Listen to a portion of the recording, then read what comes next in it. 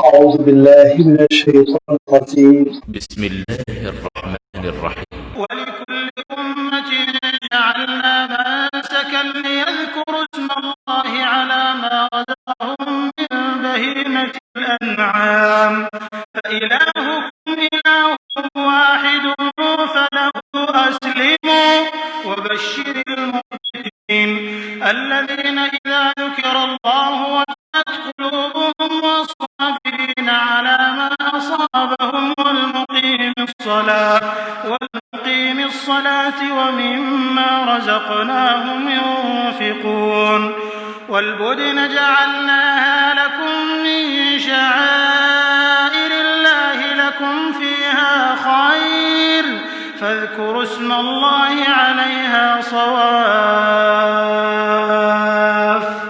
فإذا وجبت جنوبها فكلوا منها وأطعموا القانع والمعتر كذلك سخرناها لكم لعلكم تشكرون لن ينال الله لحومها ولا دماؤها ولكن يناله التقوى منكم كذلك سخرها لكم لتكبروا الله على ما هداكم وبشر المحسنين إن الله يدافع عن الذين آمنوا إن الله لا يحب كل خوان كفور صدق الله العظيم. الحمد لله رب العالمين والصلاة والسلام على سيد المرسلين وعلى آله وأصحابه أجمعين أما بعد. سورۃ الحج کا یہ 5واں رکوع ہے جس کے بھی آپ کے سامنے تلاوت کی گئی.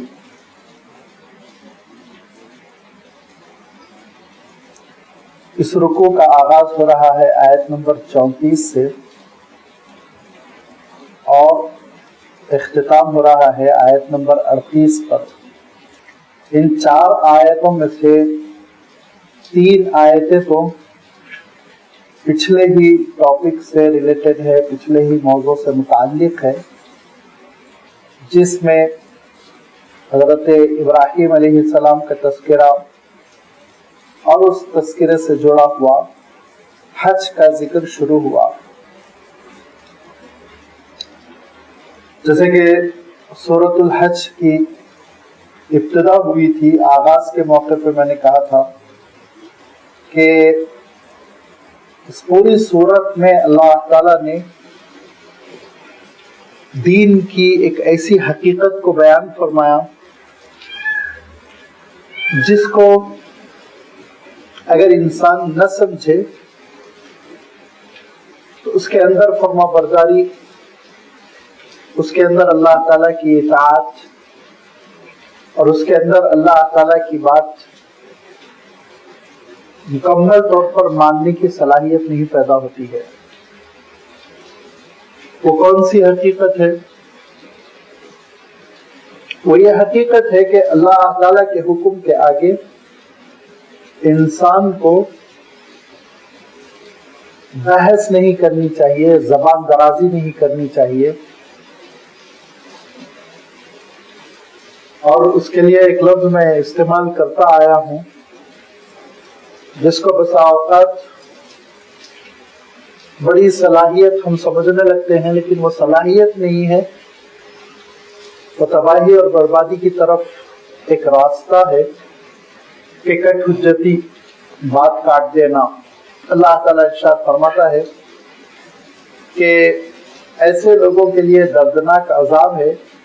اور یہ اس لیے اللہ تعالیٰ نے ارشاد فرمایا کہ شروع میں یہ بڑا اچھا لگتا ہے بحثاً بحثی اور اللہ تعالیٰ کے احکام سامنے آئے تو پھر اس کی مخالفت میں تھوڑی سی چرب زبانی.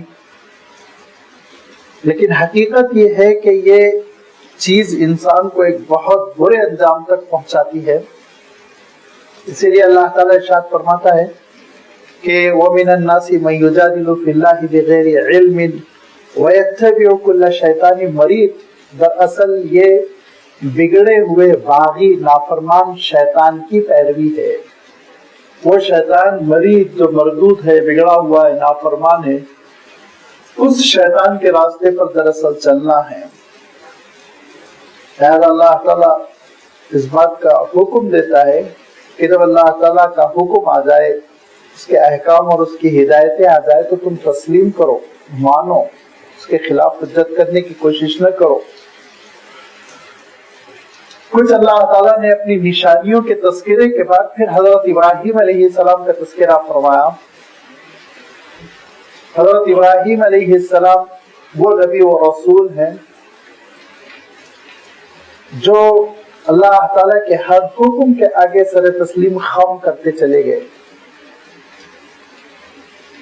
آگ میں کودنا پڑا، آگ میں ڈالا گیا، اس امتحان سے گزر گئے، گھر بار چھوڑنا پڑا، اس امتحان سے گزر گئے، اور بچے کو اور اپنی اہلیہ محترمہ کو ویران وادی میں چھوڑنے کا حکم ہوا، وہ تعمیل کر گئے۔ بچہ بڑا ہو گیا، چلنے پھرنے کے قابل ہو گیا، اس کو ذبح کرنے کا حکم ہوا، اس کے لیے تیار ہو گئے۔ حضرت ابراہیم علیہ السلام کا اسوہ یہ بتلاتا ہے کہ اللہ تعالیٰ کے حکم کے آگے حجت نہیں ہونی چاہیے، بحث ویسی نہیں ہونی چاہیے، اس کو تسلیم کرنے کا جذبہ ہونا چاہیے۔ یہ ہے کامیابی کی راہ۔ اس حقیقت کو ذہن میں رکھتے ہوئے آپ حج کے سلسلے میں غور کیجئے کہ حج کے جتنے اعمال ہیں وہاں دیکھا جائے تو انسان اپنی عقل سے اور اپنے قیاس سے کوئی فیصلہ نہیں کر سکتا۔ آپ نے لمبا سفر کیا، لمبا خرچہ کیا اور بیت اللہ پہنچ گئے۔ حرم شریف کی فضیلت بھی معلوم ہے، اتنی فضیلت کہ وہاں آپ نماز پڑھیں گے تو 1 رکعت کا ثواب 1,00,000 رکعت نمازوں کے بدلے میں ملے گا۔ اتنی فضیلت والی جگہ پہنچنے کے بعد اللہ تعالیٰ کا حکم ہے کہ یہاں سے نکلو، میدان میں پہنچ جاؤ۔ مینا میں پہنچ گئے، خیموں کی زندگی آپ نے اختیار کی اور خیمے میں ہیں، ابھی عبادت کر رہے ہیں کہ اللہ تعالیٰ کا حکم آیا یہاں سے بھی نکلو، عرفات کے میدان پہنچ جاؤ۔ اور عرفات کے میدان میں اصلاً تو یہ ہے کہ بس کھڑے ہو کے پروردگار کو پکارا جائے، لیکن بہرحال آرام کی بھی گنجائش ہے شرعی طور پر۔ یہ اللہ تعالیٰ نے جو احکام دیے وہاں پر آپ دیکھیں گے کہ انسان اپنی عقل سے بحث نہیں کرتا، بس اللہ کا حکم اور اس کی تعمیل۔ میدان عرفات میں دن گزارا اور میدان عرفات میں دن گزارنے کے بعد حکم ہوا رات تو مزدلفہ میں گزارو، رات تو خیمے میں بھی نہیں گزار سکتے، تو مینا میں جا کے آرام بھی نہیں کر سکتے، اور خیمے میں رات نہیں گزار سکتے، آرام نہیں کر سکتے۔ مینا پہنچ کر آپ اپنا سامان ایک کنارے رکھ کر سبکدوش ہو جائے، یہ کیفیت ہی نہیں ہے، بلکہ جنگل میں صحرا میں جیسے رات بسر کرنی ہے۔ یہاں تک بھی بات شاید سمجھ میں آ جائے، لیکن اس کے بعد کا جو حکم ہے کہ مغرب نہیں پڑھ سکتے تو میدان عرفات میں مغرب نہیں پڑھ سکتے، ہمیشہ کے لیے یہ عمل طے ہے کہ جلد از جلد نماز پڑھ لو۔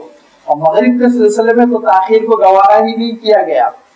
مغرب میں آپ جانتے ہیں کہ اذان کے ساتھ ہی جماعت کھڑی ہو جاتی ہے۔ عشاء میں آپ 15 منٹ دیتے ہیں، آدھا گھنٹہ دیتے ہیں، عصر میں آپ وقت دیتے ہیں، فجر میں دیتے ہیں، لیکن مغرب میں سنت نہیں ہے، خلاف سنت ہے تاخیر کرنا۔ لیکن آج کے دن 10 ذی الحجہ کو میدان عرفات میں آپ مغرب نہیں پڑھ سکتے، چاہے رات کے 12 بج جائے، جائز نہیں ہے مغرب پڑھنا وہاں۔ مغرب کو تاخیر کرتے ہوئے آپ کو مزدلفہ میں پہنچنا ہے، وہاں جا کر مغرب اور عشاء کی نماز ایک ساتھ ادا کرنی ہے۔ اللہ کا حکم ہے، یہاں عقل کے گھوڑے نہیں دوڑ سکتے، یہاں اطاعت چاہیے، فرما برداری چاہیے، بس اس کا حکم ماننا ہے، اس کے سوا اور کوئی چارہ نہیں ہے۔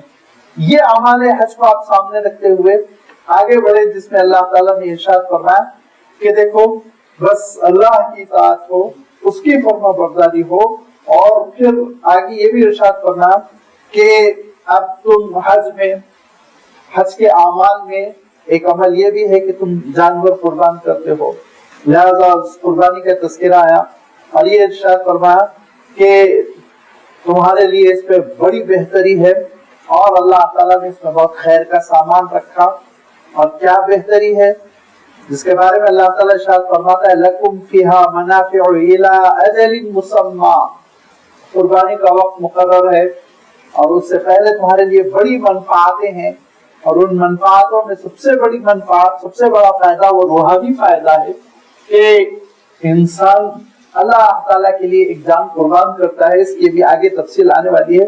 ثم محلها الى البيت العتيق، اور پھر حدود حرم میں اس کو تم کو ذبح کر دینا ہے۔ یہ اعمال حج میں سے ہے، وہ قربانی ہے، آپ جانتے ہیں، میں وضاحت کر چکا ہوں کہ ہر وہ حاجی جو تمتع کی نیت سے جائے گا یا ہر وہ حاجی جو قران کی نیت سے جائے گا تو اس کو قربانی دینا واجب ہے۔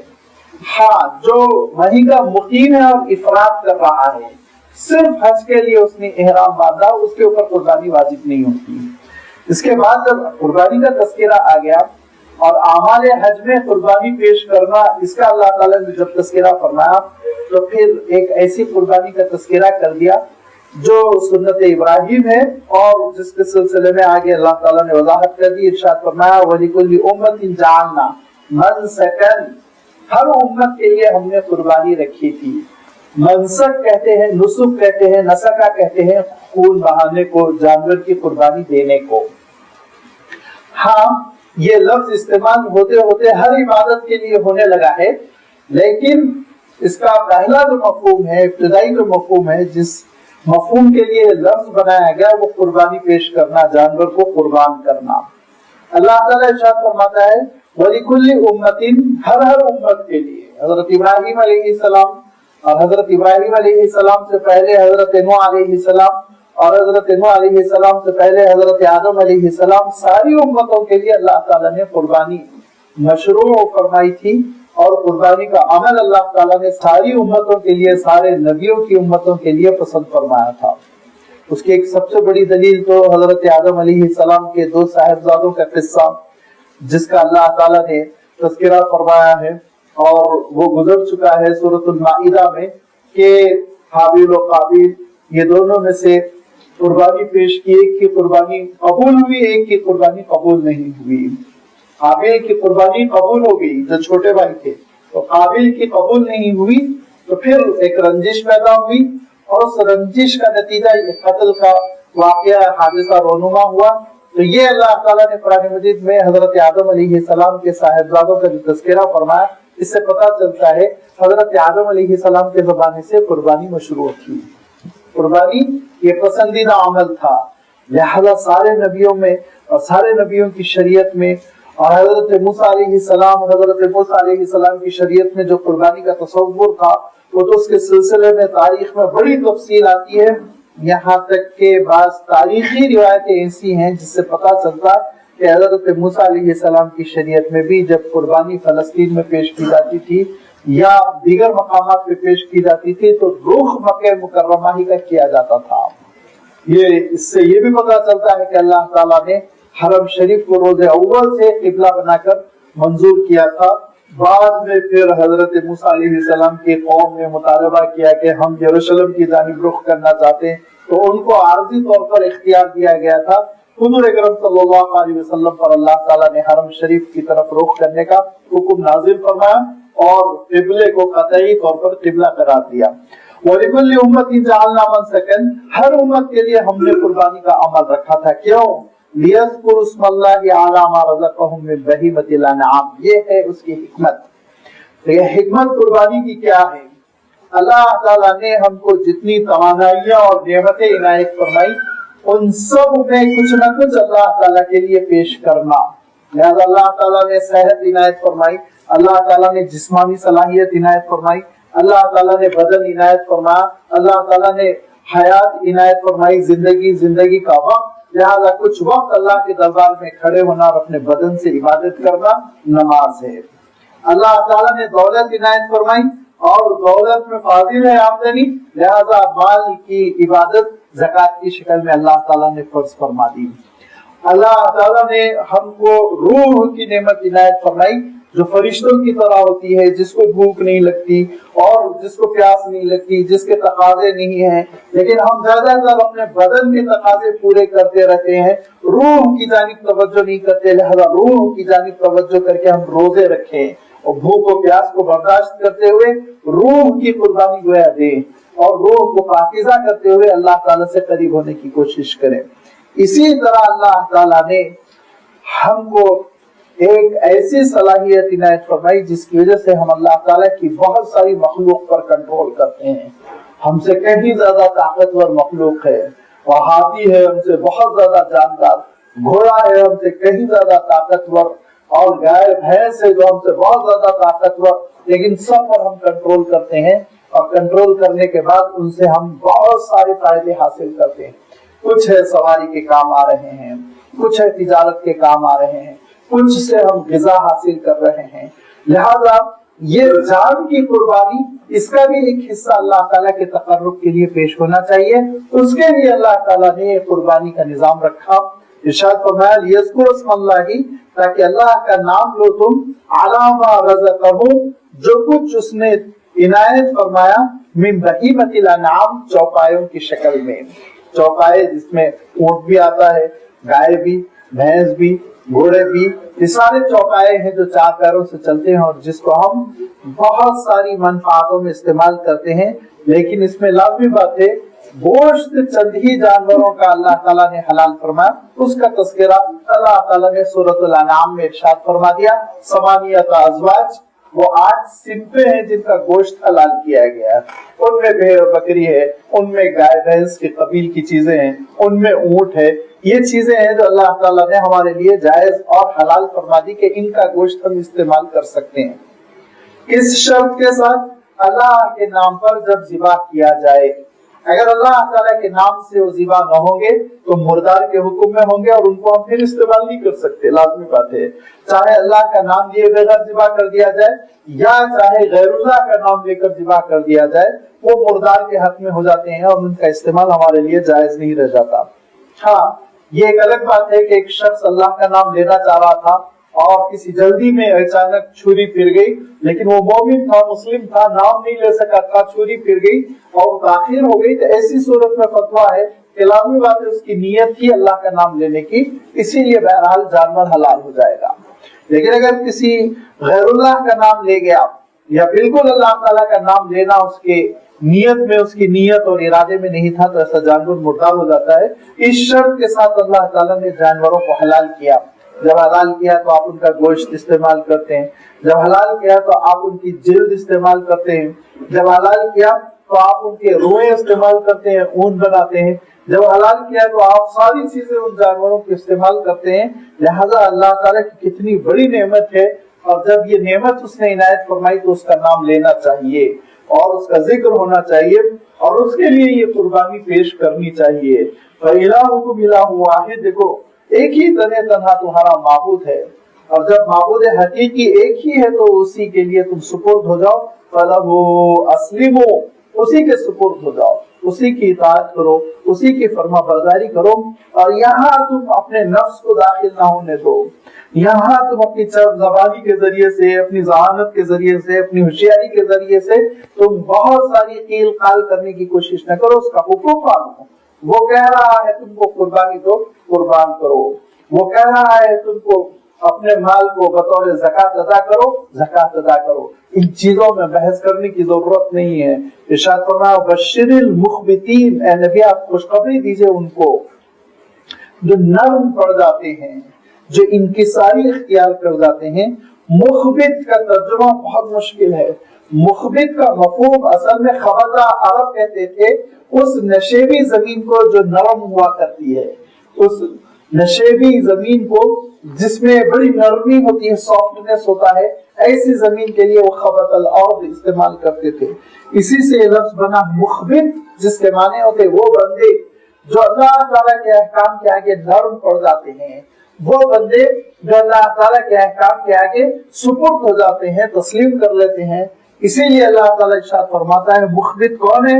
الذین اذا ذکر اللہ وجلت قلوبہم، وہ بندے جن کے سامنے اللہ تعالیٰ کا تذکرہ ہو تو ان کے دل اللہ کے روب سے کانپ جائیں. وجلت قلوبہم، عام طور پہ آپ ترجمہ دیکھیں، جن کے دل اللہ تعالیٰ سے ڈرتے ہوں، جن کے دل اللہ تعالیٰ کا خوف رکھتے ہوں. لازمی بات ہے کہ وہ ترجمے ہیں جو ہم اپنی زبان کے مفہوم کو ادا کرنے کے لیے کوشش کرتے ہیں، لیکن عربی کے اعتبار سے وجلہ کے معنی ہوتے ہیں کہ کسی سے مرعوب ہو کر اس کے جلال کے سامنے، اس کے روب کی وجہ سے، اس کے دبدبے کی وجہ سے مرعوب ہو کر تھرتھرا جانا، کپکپا جانا، ڈر جانا، خائف ہو جانا. لہذا اللہ تعالیٰ ارشاد فرماتا ہے کہ مخبت کون ہے؟ جو اللہ کے لیے نرم پڑ جانے والا بندہ. وہ کون ہے جس کو خوشخبری دی جا رہی ہے؟ وہ ہے الذین اذا ذکر اللہ وجلت قلوبہم، جب اللہ کا تذکرہ آ جائے ان کے سامنے ان کے دل نرم پڑ جائیں، دبدبا پیدا ہو جائے دل میں، پھر بحث نہیں، پھر حجتیں نہیں، پھر اللہ تعالیٰ کے احکام کی مخالفت کرنے کی جرأت نہیں، ہمت نہیں، یہ کیفیت ہو. والصابرین علی ما اصابہم، ان کی دوسری صفت یہ کہ جب کبھی آزمائش آئے، امتحان میں وہ پڑ جائے، کوئی مصیبت آ جائے تو اس کو ثابت قدم رہیں. یہ نہیں کہ اللہ تعالیٰ نے اور دوسرے مقامات پہ بھی ارشاد فرمایا، سورہ حج میں بھی اشارہ آ رہا ہے کہ حالات اچھے ہیں تو اللہ تعالیٰ کی عبادت، ذرا پریشانی آ گئی، آزمائش سے اس نے گزارا، بس اللہ تعالیٰ کی عبادت ختم ہو گئی، ناشکری کی کیفیت پیدا ہو گئی اور ہمت ٹوٹ گئی.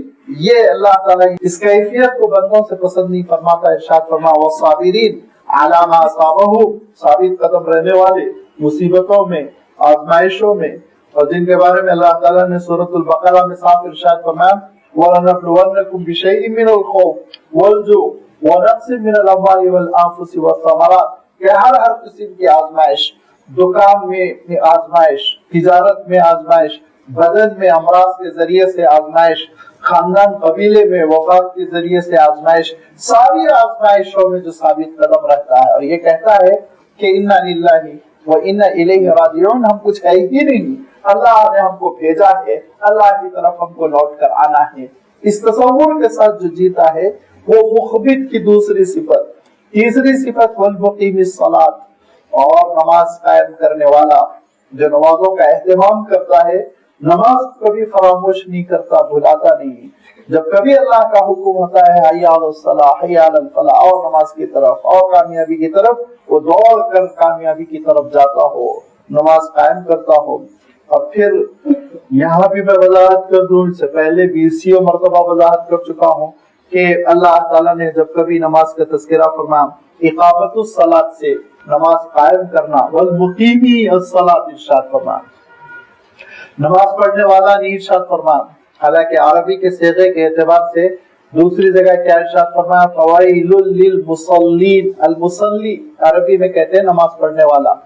تو یہاں یہ بھی لفظ آ سکتا تھا علی ما اصابہم والمصلین، نماز پڑھنے والے، لیکن اللہ تعالیٰ ہر مقام پر اقامت صلاۃ کا لفظ ارشاد فرماتا ہے والمقیمی الصلاۃ، نماز قائم کرنے والے، کیونکہ اقامت صلاۃ میں بہت سی چیزیں آتی ہیں. اقامت صلاۃ میں جماعت بھی آ جاتی ہے، جس جماعت کے ساتھ ہم نماز پڑھتے ہیں، کیونکہ اللہ کے رسول صلی اللہ علیہ وسلم ارشاد فرمایا کرتے تھے ان من تسویۃ الصف من اقامت الصلاۃ، جو تم صف سیدھی کرتے ہو نا، یہ بھی اقامت صلاۃ ہے.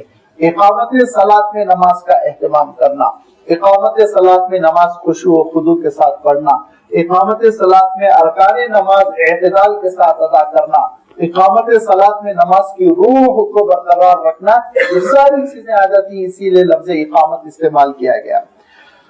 اب جب یہ ہے تو ترجمہ کرنا پڑے گا جو نماز کا پورا اہتمام کرتے ہیں، جو نماز کا خیال رکھتے ہیں، جو نماز کے سلسلے میں کوتاہی نہیں کرتے، ایسے بندوں کو اللہ تعالیٰ مخبت، یعنی اللہ کے لیے نرم پڑنے والے بندے، اور ان کے لیے اللہ تعالیٰ خوشخبری دے رہا ہے. اور چوتھی صفت وَمِمَّا رَزَقْنَاهُمْ يُنْفِقُونَ، ہم نے جو کچھ عطا کر رکھا ہے اس میں سے وہ خرچ کرتے ہیں.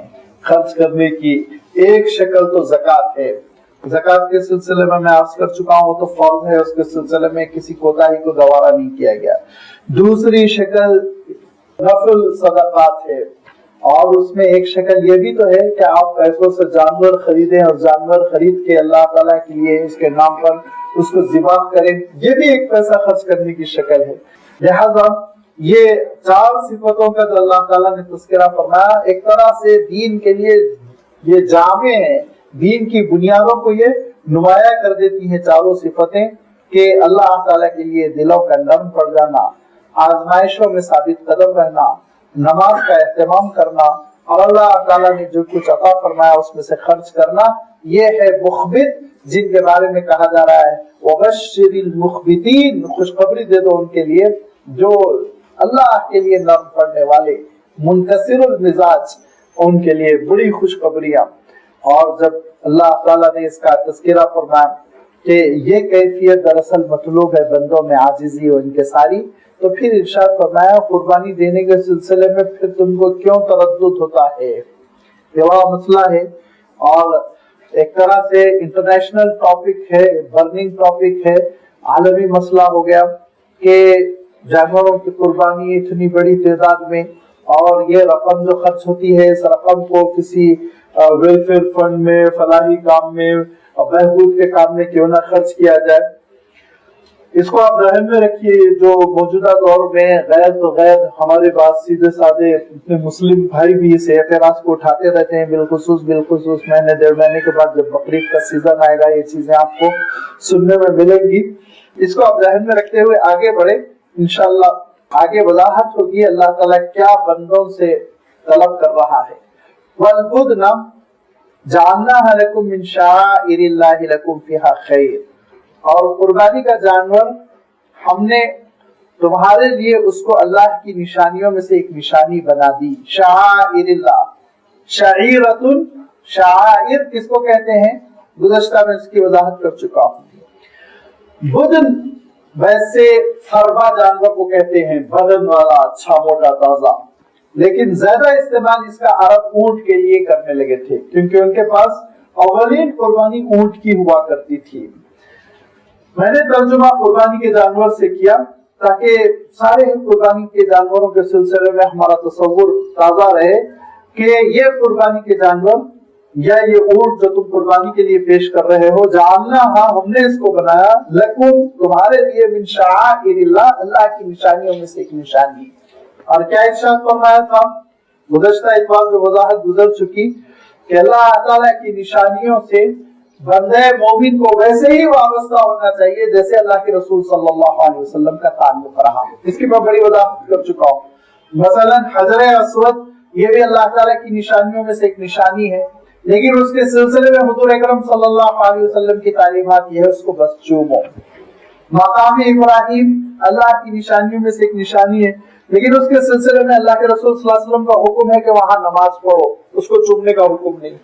لہذا اللہ تعالیٰ کی جس نشانی کے ساتھ اللہ کے رسول صلی اللہ علیہ وسلم کا جو عمل رہا وہ اختیار کرنا، ان نشانیوں کی صحیح تعظیم ہے، ان نشانیوں کا صحیح اہتمام کرنا ہے۔ تو اس میں مبالغہ نہیں ہونا چاہیے، اپنے نفس کی جانب سے کوئی تبدیلی نہیں ہونی چاہیے۔ لہذا وہ حضرات غلطی کرتے ہیں جو مقام ابراہیم پہ کھڑے ہو کے اس کو چومتے رہتے ہیں، غیر شرعی ہے، وہ پوری امت کے نزدیک وہ غیر شرعی ہے اور وہ ایک جہالت کا نتیجہ ہے۔ وہاں قریب میں کہیں کھڑے ہو کر، بلکہ علماء نے یہ لکھا کہ پوری مسجد حرم جو ہے وہ پورا کا پورا مقام ابراہیم ہے، لہذا آپ کہیں بھی 2 رکعت پڑھیں گے تو وَاتَّخِذُوا مِن مَّقَامِ إِبْرَاهِيمَ مُصَلًّى کا آپ کو ثواب مل جائے گا۔ مقام ابراہیم کے پاس تم 2 رکعت ادا کرو جو اللہ تعالیٰ نے ارشاد فرمایا، اس کا ثواب انشاءاللہ مل جائے گا۔ لہذا وہاں بہت زیادہ بھیڑ بھاڑ لگا کر اور جھگڑوں میں پڑھنا اور بالکل چپک کے نماز پڑھنے کی کوشش کرنا، اس کی بھی ضرورت نہیں ہے۔ لہذا جب اللہ تعالیٰ نے جن چیزوں کو اللہ تعالیٰ کی نشانیاں قرار دیا اور اس کا حکم یہ ہے کہ اللہ کے رسول صلی اللہ علیہ وسلم نے جو برتاؤ ان کے ساتھ کیا، جس طرح برتا وہی ہم کو کرنا ہے، تو اب قربانی کے جانور کو اللہ کے رسول صلی اللہ علیہ وسلم نے ذبح کیا تو قربانی کے جانور کو ذبح کرنا ہے۔ اب اس کو ہاتھ تھوڑی پہنایا جائے گا، اس کی گلپوشی تھوڑی کی جائے گی، یہ جہالت کا تقاضا ہے، یہ جہالت کا نتیجہ ہے۔ اللہ کے رسول صلی اللہ علیہ وسلم نے اللہ کی اس نشانی کے ساتھ جو عمل ہے وہ کر کے دکھایا کہ اس کو تم قربان کر دو، بس قدم قربان کیا جائے گا۔ یہ اس سلسلے میں جو غلطیاں ہوتی ہیں، اس غلطیوں کا सबब जो है वो ये कि दीन की हकीकत को न समझना, इस्लाम की तालीमात को न समझना। वलबुदना जअलनाहा लकुम मिन शआइरिल्लाह लकुम फीहा खैर, उसमें तुम्हारे लिए बड़ी भलाई है, बहुत भलाई है, बहुत फायदे हैं।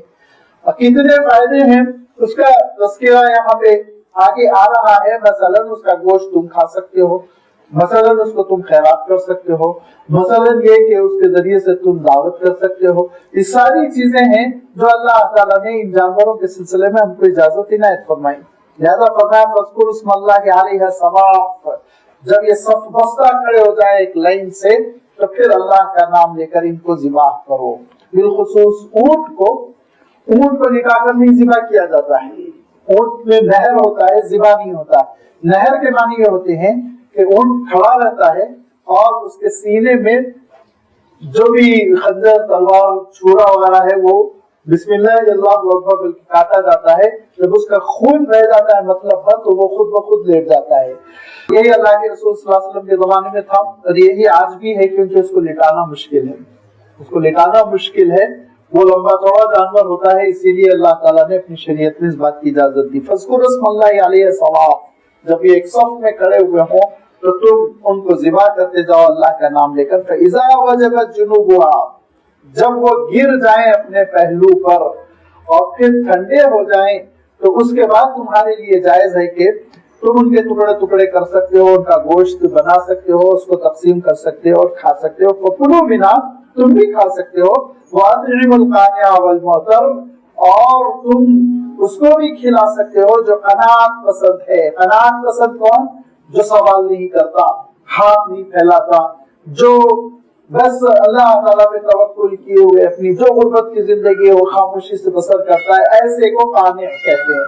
अल्लाह ताला ने उनका तस्करा यहाँ मुकद्दम फरमाया क्योंकि हमको मालूम करना चाहिए सिर्फ दरवाजे पर आके मांगने वालों को देकर छुट्टी कर लें, ये कैफियत नहीं होनी चाहिए, बल्कि मालूम करना चाहिए कि ऐसे अल्लाह के बंदे जो गुर्बत की और परेशानी की जिंदगी बसर कर रहे हैं लेकिन दस्ते सवाल दराज नहीं करते, हाथ नहीं फैलाते, उन तक हम पहुंचे और उनकी मदद करने की कोशिश करें। वल मुअतर्रा, एतर्रा के माने होते हैं आने जाने वाला।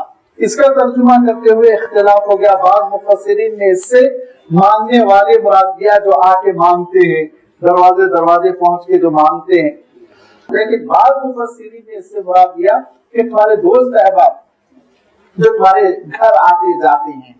लिहाजा इसी बुनियाद पर मुस्तहब करार दिया गया कि जब आप कुर्बानी करें तो उसके 3 हिस्से कर लें, एक आप अपने खाने के लिए और एक दोस्त अहबाब के लिए और एक गरीब गुरबा के लिए। ये मुस्तहब करार दिया गया, जरूरी नहीं है, अच्छा है, बेहतर है, पसंदीदा अमल है, इस पे ज्यादा अजर मिलेगा।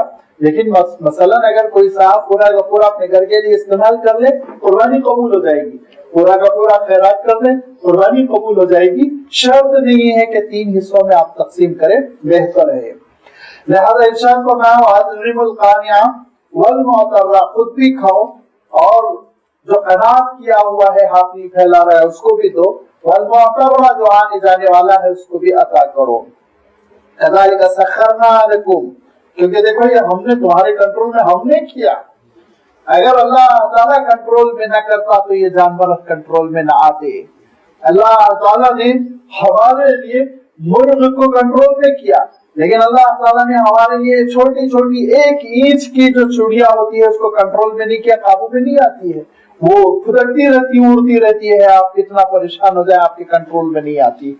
अल्लाह ताला ने बाज़ जानवरों को हमारे काबू में किया, बाज़ जानवर हमारे काबू से बाहर हैं।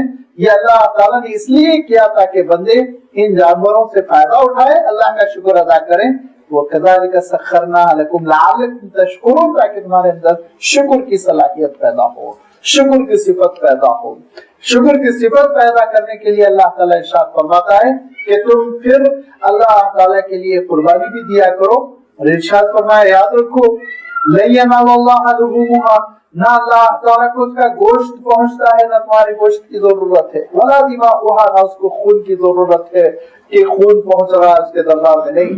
वलाकिन यनालुहु तक़वा मिनकुम, जो तुम्हारा तक़वा है, इताअत है, फरमाबरदारी का जज्बा है, ये जज्बा असलन अल्लाह ताला को मतलूब है। शुक्रगुजार हो के नहीं हो, अल्लाह ताला की बात मानने वाले हो के नहीं हो, یہ ہے اگر اللہ کی بات ماننے والے ہو اور اس نے جب تم سے مطالبہ کیا کہ قربانی کرو تو تم قربانی کرو. نہ گوشت کی اس کو ضرورت، گوشت کھا لو، تقسیم کر لو.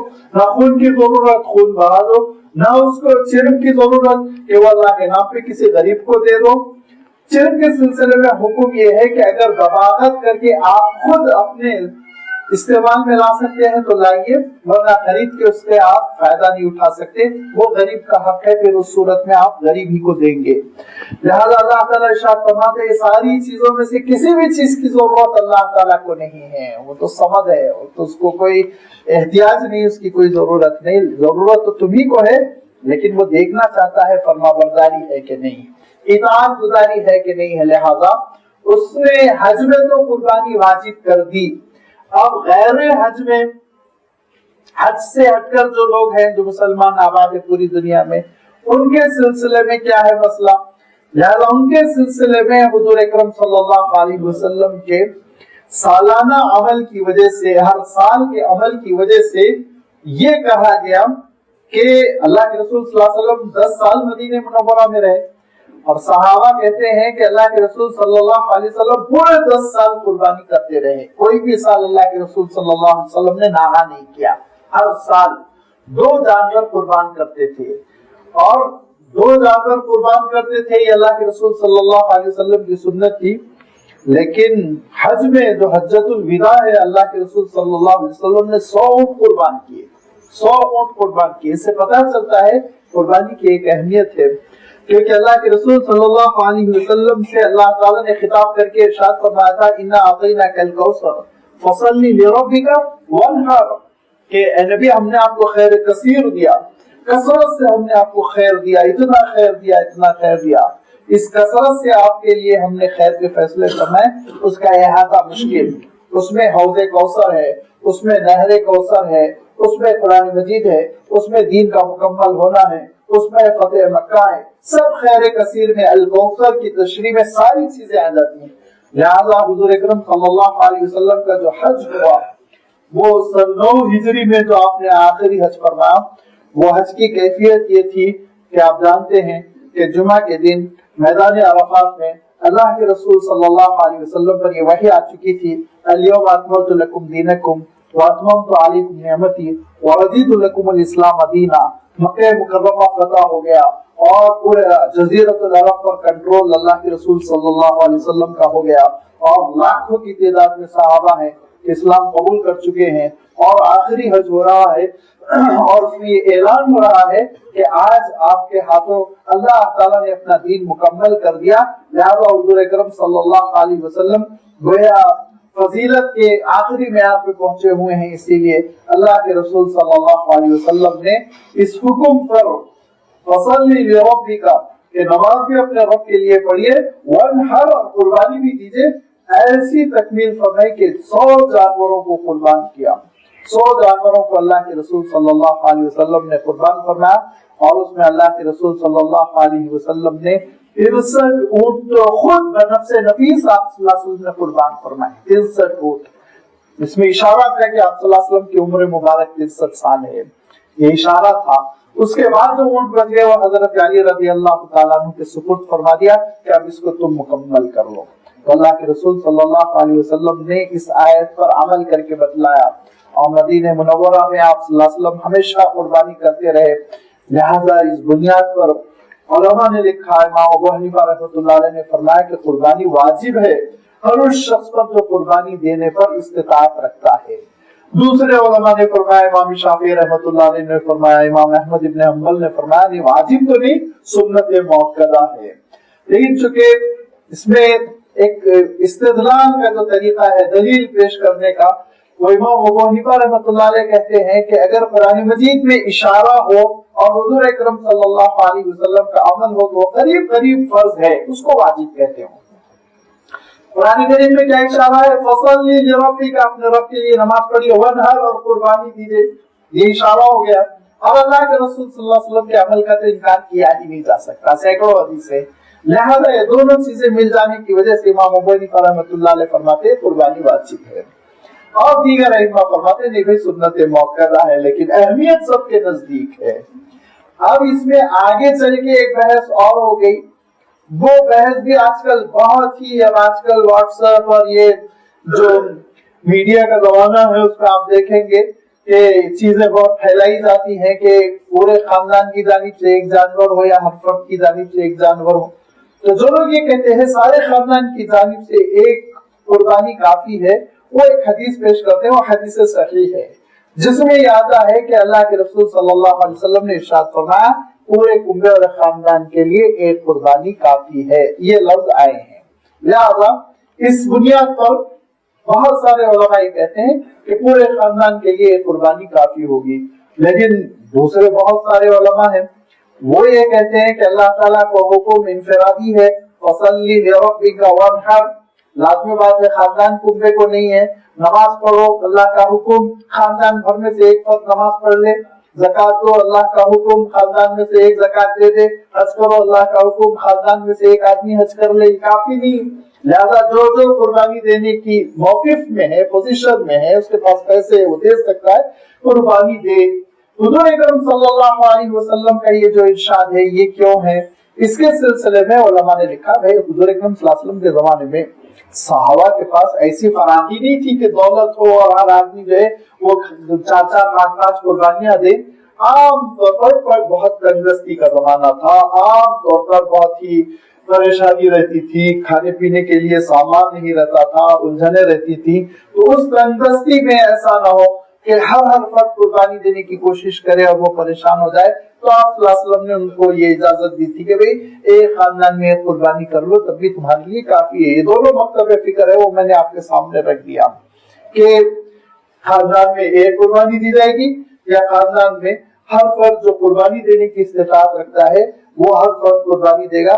بہر صورت اللہ تعالیٰ نے قربانی کو بہت پسند فرمایا اور مشروع فرمایا، اور اس کے بعد یہ ارشاد فرمایا جو قربانی دیتا ہے وہ بڑے نیکوکاروں میں سے ہے کہ وہ ارشاد فرمایا لِتُكَبِّرُ اللَّهَ عَلَى مَا هَدَاكُمْ، اللہ تعالیٰ نے جو تم کو ہدایت دی، اسلام کی نعمت سے نوازا، اس پر تم اللہ تعالیٰ کا شکر اور اس کی بڑائی بیان کرتے ہوئے یہ قربانی دے رہے ہو.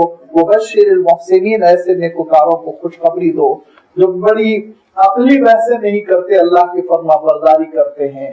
اب لازمی بات ہے عقل ہماری یہ کہتی ہے، ہماری ناقص عقل کہتی ہے کہ پیسے جمع کیے جائیں، غریبوں کے لیے کام میں لگایا جائے، فسادات ہو گئے وہاں دے دیجئے، سیلاب آ گیا وہاں دے دیجئے، یہ زیادہ اچھا ہے نہ کہ جانور قربان کر دیے جائے اور سینکڑوں نہیں بلکہ لاکھوں جانور قربان ہو رہے ہیں، کیا فائدہ ہو رہا ہے انسانیت کو.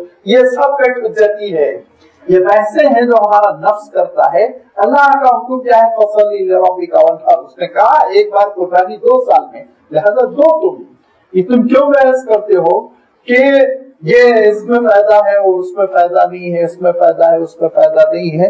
لہذا اس چیز کو پسند نہیں کیا گیا ہے. سورہ حج کا مضمون ہی یہی ہے. دوسرے میں صاف کہہ رہا ہوں یہ ہماری عقل ناقص ہے جو پٹی پڑھاتی ہے. اب ذرا غور کیجئے کہ قربانی کرنے سے بھی بہت سارے فائدے ہیں. قربانی کرنے سے بھی ایک تجارت نشوونما پاتی ہے. قربانی کرنے سے بھی بہت سارے غریبوں کے گھر گوشت پہنچتا ہے. قربانی کرنے سے بہت سارے غریبوں کی بہت ساری چیزیں پوری ہوتی ہیں، ان کو کھال ملتی ہے، ان کو خوشیاں ملتی ہیں. لہذا اس میں بھی بہت ساری حکمتیں ہیں. ہم ایک طرفہ کیوں غور کریں؟ ہر چیز میں اللہ تعالیٰ کے دین کے ہر حکم میں کچھ حکمتیں پوشیدہ ہے، جہاں تک پہنچنا عقل ناقص کے ذریعے سے ممکن نہیں، اس کے لیے بہت غور و فکر کی ضرورت ہوتی ہے. لہذا یہ قربانی جس کو پسند کیا گیا، جس کے بارے میں اللہ تعالیٰ ارشاد فرماتا ہے نہ اس کے گوشت کی اللہ کو ضرورت، نہ اس کے خون کی اللہ تعالیٰ کو ضرورت، تمہاری اطاعت و فرما برداری، یہ وہ قربانی ہے جو حضور اکرم صلی اللہ علیہ وسلم کے متواتر عمل سے ثابت ہے. حضور اکرم صلی اللہ علیہ وسلم کا کیا عمل تھا کہ اللہ کے رسول صلی اللہ علیہ وسلم 2 تندرست اچھے فردا قسم کے بکرے ذبح کیا کرتے تھے. کبشین املحین کا لفظ آتا ہے کہ بڑے اچھے تندرست طاقتور قسم کے بکرے وہ اللہ تعالیٰ کی راہ میں ذبح فرماتے. اللہ کے رسول صلی اللہ علیہ وسلم ایک جانور کو ذبح کرتے تو یہ ارشاد فرماتے کہ اللہم تقبل من محمد کما تقبلت من خلیلک ابراہیم، اللہ جیسے آپ نے اپنے خلیل ابراہیم سے قربانی کو قبول کیا اسی طرح مجھ سے بھی آپ یہ قربانی کو قبول فرمائیے. دوسرے جانور پر کیا کہتے ہیں؟ دوسرے جانور کو قربان کرتے ہوئے حضور اکرم صلی اللہ علیہ وسلم وہ بات ارشاد فرماتے اور وہ اللہ کے رسول صلی اللہ علیہ وسلم معاملہ فرماتے کہ واقعہ یہ ہے کہ وہاں عقل دنگ رہ جاتی ہے۔ آپ سوچئے کہ ہمارے خاندان کے بڑے ہوتے ہیں، ہیڈ آف دا فیملی، کسی خاندان کے بڑے دادا ہیں، نانا ہیں، کسی میں والد ہے، اور ماشاء اللہ سے قربانیوں کا معاملہ ہوتا ہے، کبھی کبھی اپنے بچوں کی جانب سے بھی قربانی دیتے ہیں، اچھی بات ہے، ٹھیک ہے، مناسب ہے، لیکن اللہ کے رسول صلی اللہ علیہ وسلم نے اس امت کے سربراہ کی حیثیت سے جو قربانی دی وہ بہت قابل غور ہے۔ آپ نے کسی کے سلسلے میں سنا کہ وہ خاندان کے بڑے ہیں، وہ دادا ہیں، وہ خاندان کے بڑے ہیں، وہ والد ہیں، پورے خاندان کی وہی نگرانی کرتے ہیں، وہی خرچ کرتے ہیں، تو انہوں نے جانور قربان کیا اپنے لیے، اور جانور قربان کیا یہ کہہ کے اللہ میرے بچوں، میرے پوتوں اور میرے نواسوں کی جتنی نسل چلے گی وہ ساری نسلوں کے لیے میں جانور قربان کر رہا ہوں، کہتی آپ نے سنا۔ لیکن اللہ کے رسول صلی اللہ علیہ وسلم کا آپ قربان جائیں کہ حضور اکرم صلی اللہ علیہ وسلم کے جو ارشاد ہوتا، جو الفاظ ہوتے وہ قابل غور ہے۔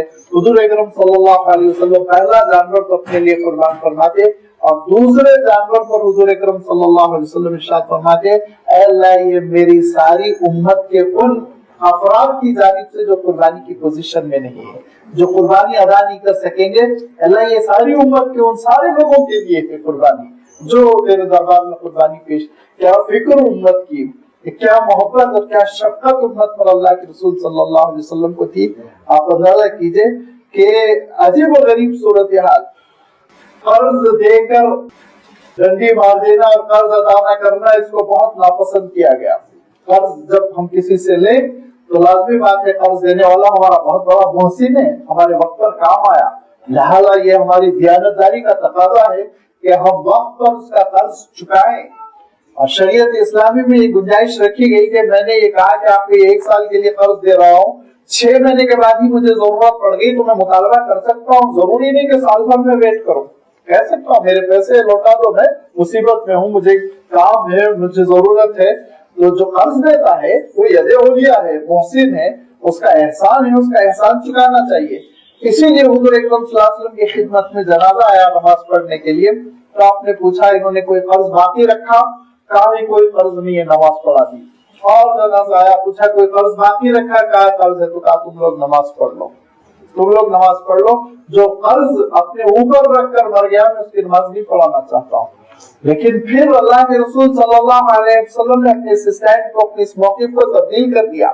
پھر جنازہ آیا، پوچھا اس کا کوئی قرض ہے؟ تو کہا نہیں قرض نہیں۔ تو کہا ان کی جو وراثت ہے ان کے بال بچوں میں صحیح شرعی طور پر تقسیم کر دو۔ پھر جنازہ آیا 2-4 دن کے بعد، کہا ان پہ قرض ہے؟ کہا قرض ہے۔ تو حضور نے فرمایا ان کا قرضہ میں ادا کروں گا، ان کا قرضہ میں ادا کروں گا۔ یہ شفقت کہ اگر میں ایسے ہی سارے مقروضوں کی نماز چھوڑ دوں تو بڑا مسئلہ ہو جائے گا، لہذا کہا ٹھیک ہے ان کا قرضہ میں ادا کروں گا لیکن نماز میں پڑھوں گا۔ یہ شفقت امت پر کہ ایک گناہ کرتے ہوئے لازمی بات ہے ایسے قرض کو ادا نہ کرنا، سستی کرنا اچھی بات نہیں، اس کے باوجود حضور اکرم صلی اللہ علیہ وسلم نے نرمی فرمائی۔ غیر معمولی شفقت اللہ کے رسول صلی اللہ علیہ وسلم اس امت پہ فرماتے، اور وہی شفقت کا نتیجہ ہے کہ ایک قربانی اپنی جانب سے، ایک قربانی امت کی جانب سے فرمایا کرتے تھے۔ لہذا اللہ کے رسول صلی اللہ علیہ وسلم کی اس شفقت کا تقاضا یہ ہے کہ اللہ کے رسول صلی اللہ علیہ وسلم کی اطاعت ہو، آپ کی سنتوں پر عمل ہو، آپ پہ خوب درود کے تحفے بھیجے جائیں، یہ ہمارا اپنا عمل ہونا چاہیے ایک امتی کی حیثیت سے۔ یہاں پر چونکہ قربانی کا مسئلہ چل رہا ہے اور اللہ تعالیٰ نے حکم دیا، اللہ کے حکم کے آگے بے چون و چرا تسلیم کرنا چاہیے، پھر اس میں کٹ حجتی نہیں ہونی چاہیے۔ اللہ نے کہا کہ خون بہاؤ۔ حضور اکرم صلی اللہ علیہ وسلم ارشاد فرماتے ہیں 10 ذی الحجہ کو، جس کو ہم یوم النحر کہتے ہیں، ارشاد فرمایا 10 ذی الحجہ کو قربانی کے جانور کے خون بہانے سے زیادہ کوئی عمل اللہ تعالیٰ کو پسند نہیں، اس دن یہی عمل سب سے زیادہ پسند ہے۔ یہ آپ صلی اللہ علیہ وسلم ارشاد فرماتے ہیں۔ کیا ارشاد فرماتے ہیں؟ جو قربانی کی استطاعت رکھتے ہوئے قربانی نہ دے تو برائے کرم وہ ہماری عیدگاہ بھی نہ آئے، برائے کرم وہ ہماری عیدگاہ بھی نہ آئے، ہمارے ساتھ نماز بھی نہ پڑھے۔ کتنی اہمیت دی اللہ کے رسول صلی اللہ علیہ وسلم نے، اور کیوں یہ بحث امت پہ کھڑی ہو گئی کہ بجائے اس کے پیسے قربان کر دو، تو آپ سارا سال کیوں قربان نہیں کرتے؟ بجائے آپ اپنے بیٹے کے ولیمے کرنے کے وہ ولیمے کے پیسے کیوں غریبوں پہ خرچ نہیں کرتے؟ بجائے آپ اپنے فنکشنز کے پیسے اور اپنی گاڑیوں کے پیسے اور اپنے سوٹ بوٹ کے پیسے اور اپنے سیلیبریشنز کے پیسے کیوں نہیں خرچ کرتے؟ ایک وہ 4-5 ہزار کا جانور ہی کیوں رہ گیا جو آپ کی آنکھوں میں کھٹکتا ہے؟ سوچنے کی بات ہے۔ یہ دراصل وہ کٹھوجتی ہے جو انسان کو اللہ کی بغاوت پر لے جاتی ہے، نافرمانی تک لے جاتی ہے، جس کے بارے میں اللہ تعالیٰ نے شروع ہی میں ارشاد فرما دیا کہ میں یجادل اللہ بغیر علم، جو جھگڑے کرتا ہے بحثم بحثی، بحث کے بازار گرم کرتا ہے بغیر علم کے، جبکہ نہ علوم نبوت تمہارے پاس، نہ علوم سنت، نہ علوم کتاب، کچھ بھی نہیں ہے، اور بحثیں کرے جا رہے ہیں آستین چڑھا چڑھا کر۔ دراصل ارشاد فرمائے بگڑے ہوئے بھٹکے ہوئے شیطان کا پیروکار ہے۔ دین یہ ہے کہ اللہ کی بات تسلیم کی جائے، اسلام یہ ہے کہ وہ اولو اسلیم و ارشاد فرمائے سپرد کر دو اپنے آپ کو اللہ تعالیٰ کے، جو اس کا حکم ہو وہ حکم مانو، جب وہ کہے تم بیٹھ جاؤ تو بیٹھ جاؤ، جب وہ کہے کھڑے ہو جاؤ تو کھڑے ہو جاؤ، یہ دین ہے۔ لہذا اللہ تعالیٰ ارشاد فرماتا ہے اللہ تعالیٰ کے اس حکم کو مانو، تسلیم کرو، اور قربانی کے ذریعے سے بھی اللہ تعالیٰ کا تقرب حاصل کرو۔ یہ وہ نیکوکار ہیں جن کو بشر المحسنین، خوشخبری دے دیجئے کامیابیوں کی، خوشخبری دے دیجئے اللہ تعالیٰ کی رضامندی کی، خوشخبری دے دیجئے جنت میں داخل ہونے کی، آخرت کی کامیابی کی۔ اس کے بعد اللہ تعالیٰ نے جو بات ارشاد فرمائی، جیسے کہ میں نے درس کے آغاز میں کہا تھا کہ 3 آیتیں تو قربانی سے متعلق ہے، حج سے متعلق، چوتھی آیت یہاں سے دراصل اگرچہ کہ رکوع نہیں تبدیل ہوا لیکن موضوع تبدیل ہو جا رہا ہے، اور رکوع سے کچھ نہیں ہوتا، موضوعات الگ الگ ہیں۔ یہاں سے حضور اکرم صلی اللہ علیہ وسلم اور صحابہ کو جو مکے سے نکلنے پر مجبور کیا گیا تھا، ہجرت ہوئی، اور پھر اس کے بعد جو حملے ہوئے مدینہ منورہ پر، تو اس میں صحابہ کا کیا موقف ہونا چاہیے، اور اس میں جب یہ حملے ہو رہے ہیں تو ایسے سلسلے میں ڈیفنس کیسے ہو، دفاع کیسے ہو، یہ سب کچھ اللہ تعالیٰ نے آگے کی آیتوں میں ارشاد فرمایا۔ چونکہ یہ آیت اور آگے کی آیتیں متعلق ایک دوسرے سے، اسی لیے اس آیت کو بھی میں آئندہ اتوار کے لیے چھوڑتا ہوں، آئندہ اتوار انشاءاللہ اس کی وضاحت کی جائے گی۔ وآخر دعوانا ان الحمدللہ رب العالمین۔